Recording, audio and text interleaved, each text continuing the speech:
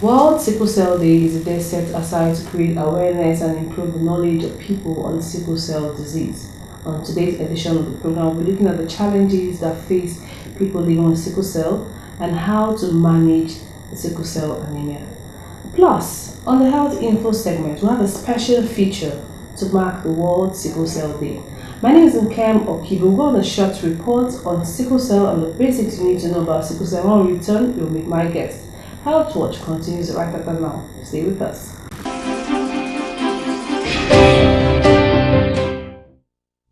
Sickle cell anemia is a genetic disease that affects hemoglobin, the oxygen transport molecule in the blood. The disease gets its name from the shape of the red blood cells under certain conditions. Some red blood cells become sickle-shaped, and these elongated cells get stuck in small blood vessels so that parts of the body don't get the oxygen they need.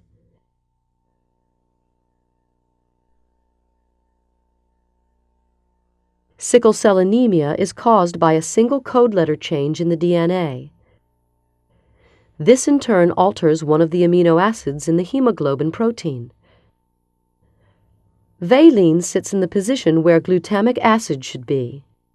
The valine makes the hemoglobin molecules stick together, forming long fibers that distort the shape of the red blood cells, and this brings on an attack. If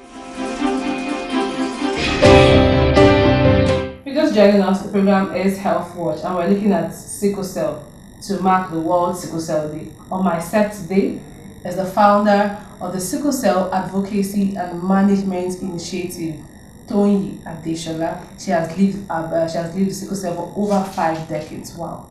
Thank you. Welcome to the program. Thank you for having me. Today we are also joining the rest of the world to mark the World Sickle Cell Day. Yes. And this, for me, is a big one because this is the 8th year. This started in 2009. Yes. 8 years down the line, what has improved? What is new? What has happened all over the years? Where are we? Where are we going to? Well, I won't say there's much improvement, but the only thing I can say, maybe in urban areas, there's more enlightenment on what sickle cell is and sickle cell issues than it was some time back. There are a bit more people who understand what it is to know their genotype. And then there's more research, not necessarily in Nigeria, but abroad, places that you didn't expect for them to get involved with research, they're getting involved with research, and they found anything from cures to things that can help people live better with living with sickle cell. So it's very important we talk about challenges because a lot of times you find that people come down with crisis in a situation where they don't find themselves among their family and friends that are where they are living with sickle cell. In such situation, you don't get help, you don't get assistance. So I think we should talk about the challenges so that people out there would know what to look out for, would know when to give out support to people living with sickle cell if they find such people around them. Okay. There are a lot of challenges. One of the challenges we face is society understand what it is to live with sickle cell. The common thing people with sickle cell have is a crisis, which is an extreme pain that comes upon somebody with sickle cell. It's called vaso-occlusive crisis. And people always consider it, oh, it can't be that bad, it must be like a headache. I've had a nurse tell me you should be used to the pain by now. But people misunderstand the extreme pain that we go through. So those are one of the challenges. If you see somebody in crisis, first of all, they have to know that this person is truly in pain. Some of them have the capacity to maybe have a better pain threshold than others. So they may not be screaming, while some will scream depending on the level of pain, whether 1 to 10. So you have to, first of all, help them drink a lot of water and get them immediately to the hospital. And don't stigmatize them when they say, oh, I'm not feeling too well, I cannot do this thing. Give them space at that point in time. Let them have space that, okay, I cannot have this thing, I cannot do it now, but later I'll do it. Don't force them to do it because they understand their body more than you do. Because we have situations where family members feel that, oh, the child is lazy, or teachers say, oh, the child is lazy because, oh, he feels sick and he's not doing his own work or anything like that. But it's true, the child has pain, and with that pain you cannot function mentally and physically. So they should have a better understanding of the extreme pain we go through and then the other complications that we go through. And then to break myths that, okay, yes, we're living with sickle cell, but that doesn't make us lesser than anybody. It's just that we need to manage our pain better. And there are some extreme physical things we may not, depending on the person's individual capacity, we may not be able to be involved with, because physical stress also brings up crisis. You've lived with sickle cell for over 5 decades. That's a whole lot. Yes, it is. In fact, I should say that you are an inspiration to many. Thank you. And you are also the founder of Sickle Cell Advocacy and Management Initiative. Yeah. What has been your implementation of the advocacies that you set up? Because it's not enough to have this advocacy, or you have strategies and plans. Yes. What has been the implementation? What has been the result so far? Okay, in terms of implementation, we find that in a country like Nigeria, it's difficult to have a voice, especially when it comes to government, because the government is interested in other things. Despite the fact that Nigeria has the highest number of people living with sickle cell in the world, there's still a lot that has to be done. In the last 2 years, we've tried to form a coalition with other NGOs to make our voices heard. That's why when we are celebrating this, commemorating this year, we're coming together as one voice, so that people can see that this issue about sickle cell needs to have a voice, needs to be solved. Because we've been talking, there was even a bill way back that was put in the Senate. They squashed the bill, saying if you come up with one sickness comes up with one bill, another sickness will want to come up with their bill and all that.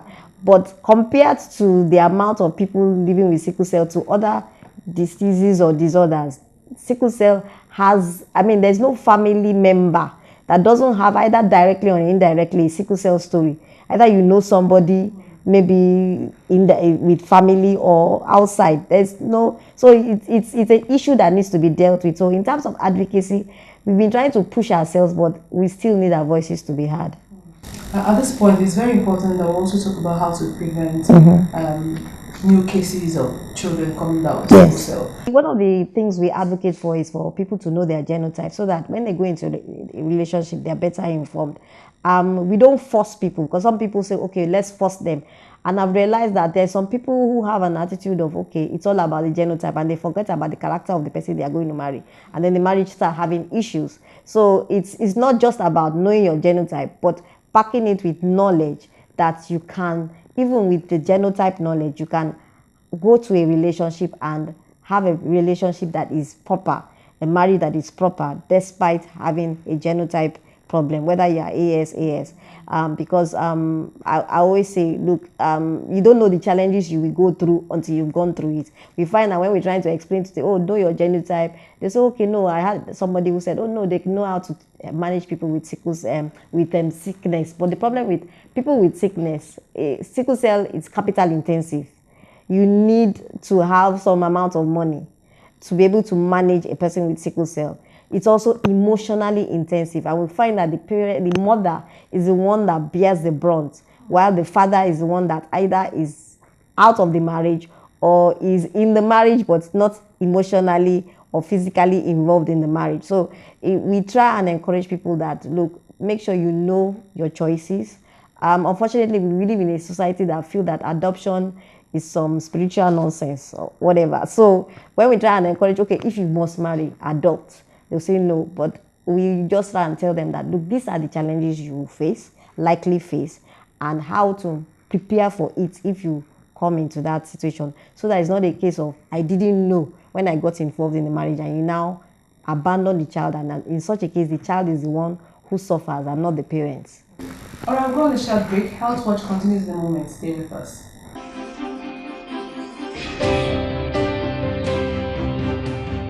Just joining us, program is HealthWatch, and we're talking sickle cell to mark the World Sickle Cell Day. On our set, we still have the founder of the Sickle Cell Advocacy and Management Initiative, and the person of Tony Adeshola. You're an inspiration to me. And now you need to really talk about or highlight what are the do's and don'ts for a person with sickle cell. Well, the first do is to be well hydrated by drinking lots of water, not soft drink, not any sugary things, because sugary things don't help us. It's water. So we need to be well hydrated, and then also notice things like oh, I have a temperature. Maybe you have a temperature. Don't do self-management, because a lot of people try and do self-management. Go to the hospital, because there could be different reasons why you have a temperature. It could be an infection, it could be malaria. So they have to be treated immediately so that they don't get crisis and become worse. And then thirdly, avoid physical stress. Don't do beyond what you can do. Once you notice that you are getting tired, stop. Don't try and do like the Yorubas will say, agidi, that I must continue to show and prove myself to other people. It is yourself. At the end of the day, if you fall sick, other people will just say sorry. You're the one who will bear the pain. So try and do and know your limits. Practice self-care. Then fourthly, avoid emotional stress. A lot of people get involved with emotional stress, and that's because of family environment around you. When the family is not encouraging, they face a lot of emotional stress. But as I always tell them, if you find that your family is not encouraging, look for people around you who are like minds, who can encourage you, whether it's your church, your mosque, or even centers like this that understand what you're going through, and you can share your experience and you can encourage each other. Then also eat healthy. A lot of us eat a lot of junk food, especially sugary stuff. Sugary stuff does not help people. It even causes inflammation. It's known to cause inflammation. So we have to reduce our sugar, eat lots of vegetables, because we cannot take iron supplements. So the iron we get is in the general food we eat. Eat lots of vegetables and protein, and reduce our carbohydrates. Unfortunately, Nigeria is in a carbohydrates intensity place. You see more carbohydrates than the protein or the food or the vegetables, but that is wrong. So we should try and improve our eating habits so that we can be healthy and our immunity is built up, because once our immunity is not built up, we are prone to having infections or any other complications. Now, coming to the very big question, is there a cure for sickle cell disease? Yes, there's a cure, but it's not widely available. It's bone marrow transplants or stem cells transplant, and it costs a lot of money. Apart from that, you need to find a donor, which is usually a sibling. So you have, and the donor or the sibling has to be at least 70% match. The 50% is dicey, so they prefer 70% and upward. So it's very difficult trying to find that. Then the operation itself, then the drugs, because you have to be on drugs for a while to reduce rejection, because it's like any other transplant of kidney or anything like that. You need to have a drug that will stop your body from rejecting another person's organ. So it's quite capital intensive. The average family cannot afford it. You have to have that kind of money to be able to do it. Although at the end of the day, it's well worth it, but you need a lot of money to do that. Coming down to you, tell us about yourself. Tell us about the moments when you had to tell yourself, I can do this. Let's talk about it. What has it been for you to have lived over 5 decades and you come out this strong? It's a whole lot. It's a whole lot. So tell us, what was it like for you growing up from your childhood age to your teenagers to your adolescent age? And now you are a big woman. Growing up was very challenging. In the early years, I used to say that the hospital was like my second home, because every month I was in the hospital, either getting a blood transfusion or people sticking needles in me to give me IV fluid. So it was really challenging. Then by my teen years, I had a major issue. I had a complication with the type of blood that was giving me. I had infection, and then my bone was infected, so I had a dislocated hip. I remember the day I was turning on bed in the hospital, and the nurses thought I was just joking when I was screaming, oh, take Panadol and all that stuff. So I had to wait till the evening when my father came, and I now explained what happened. So he and his friend, because he was a medical person, they rushed me to the theater and found out that my hip was dislocated, just removed from the socket. So I was in a POP, like a trousers, for about 6 good months. I couldn't get up. I was in bed, lying in bed. All I could do was either read a book or watch TV. So I couldn't go out. I couldn't do anything, just lying flat in bed for good 6 months. And I went from there. I started using crutches.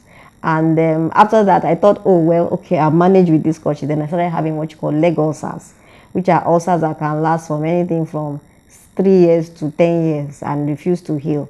And I had about 3 of these, and I became emotionally affected. to the point of almost being suicidal. You know, I just felt, because every day I had to dress this. I had to learn how to dress this wound, because it was no point going to the hospital every day. So I had to learn how to dress it. My mother would come, oh, it's time to do your dressing. I was very frustrating. My school was disrupted. Secondary school was totally out. By Form 1, I had come out because of the issue with my hip. So it was really depressing, trying to acclimatize to the situation I was finding myself, because I saw my friends achieving, going to school, going to university and all that. But something clicked in me down the line that, look, this is, yes, I'm living with this, but this is not the end of the world for me. I must make something of my life. But I finally qualified, and when I got out, I decided, okay, what do you want to do? I told myself, I don't want to work for anybody, because I don't want anybody to be telling me, because I'm not feeling well, oh, you didn't come to work today, oh, you didn't do this. When I was in school, and because of the times I spent at home, I had aunties who used to help me. I would use a lot, with a lot of things with my hands. I started learning how to bake. So I was selling cakes in school. So when I got out, I told myself, I told my parents that, look, I want to work for myself. I want to run a catering business. At least if I'm sick, it's my own problem, no issue. So I ran a cake business for 15 years. So it was my 40th birthday. I wanted to do something. I said, look, you've been living with sickle cell. There's a story to tell. In fact, my grandmother was expecting me, oh, I'm waiting for your book.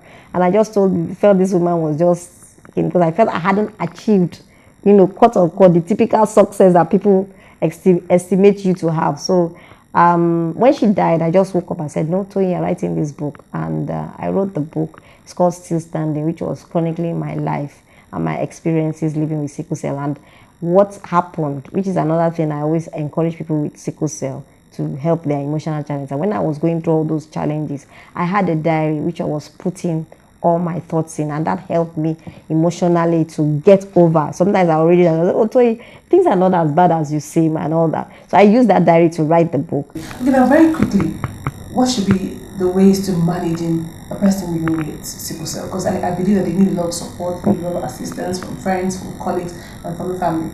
In terms of managing a person with sickle cell, first of all, you have to understand where they're coming from. Sometimes it can be challenging emotionally trying to manage, because when the pain comes, all you think about is that you want to die. Because there's some extreme pains that come that even the highest pain drug does not help. And people think we're hypochondriacs when we start, but it's not so. The pain is so much. Even I remember somebody who said that, oh, she delivered her child, and the mother was like, oh, you didn't cry, because labor pain is quite intensive. And she was saying that the pain she gets from sickle cell is far worse than the labor pain. So that one was a minute pain to her. So people need to understand that what we go through is a lot, and we need your love, your encouragement, your support. We need your empathy, not your sympathy. We don't want you to say, oh, say yeah, sorry, but you want to say, okay, I know you're going through this. I empathize with you. I will support you all this way, and I will encourage you, despite that the fact that you're living to sickle cell, to achieve all that you can achieve. It's been an interesting one with you on set today. Thank you so much for being on HealthWatch, for coming on the program. Thank you so much. We really appreciate your contribution to humanity. We appreciate your contribution on today's episode. You've touched a lot of lives. Thank you so much. Thank you for having me. Up next is the Health Info segment. Today we'll have a special feature to mark the World Sickle Cell Day. Enjoy it. We'll be right back.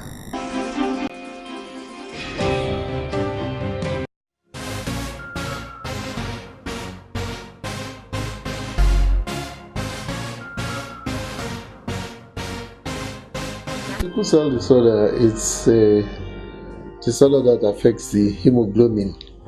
Hemoglobin is in the red blood cells. The red blood cells are so many that's why blood looks red, because you have other cells in the blood, but they are not as many as the red blood cells, so you have the blood looks red. And in those cells you have hemoglobin. The hemoglobin carries oxygen that we breathe in to other parts of the body, and that makes us function. Oxygen to our brains, and if you are running, oxygen to your muscles when you're running.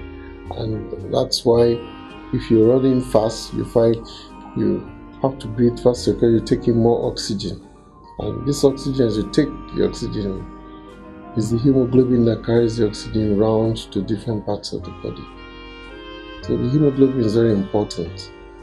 But in this case, when you have sickle cell disorder, the hemoglobin is different from what we call the usual hemoglobin. The usual hemoglobin in humans is called hemoglobin A. And there's a slight change. And when there's a slight change, you can get different type of, there are over 1,000 hemoglobins that have been described. And one of the most common of the unusual ones is called hemoglobin S. And that is found in these tropical areas, especially where you have malaria, because those who inherit the S hemoglobin from a parent seem to do better with malaria than those without it. And that's why in these malarious areas you have people with AS who are becoming large. About 1/4 of our population have this AS. And where you have many people with AS, some people with AS would marry other people with AS, and some children will be born with SS, taking S from the father, S from the mother. Now those who are born with SS will then have sickle cell disorder because they will not be so well. They have so many complications and they could die young from those complications. And even when they don't die, they could have a lot of problems like severe pains they could have.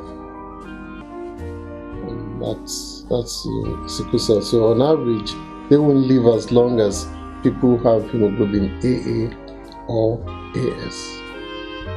People found that those with high fetal hemoglobin called hemoglobin F usually did better than the majority who didn't have that advantage. So people were looking for drugs that could make other people with sickle cell have a high F or fetal hemoglobin.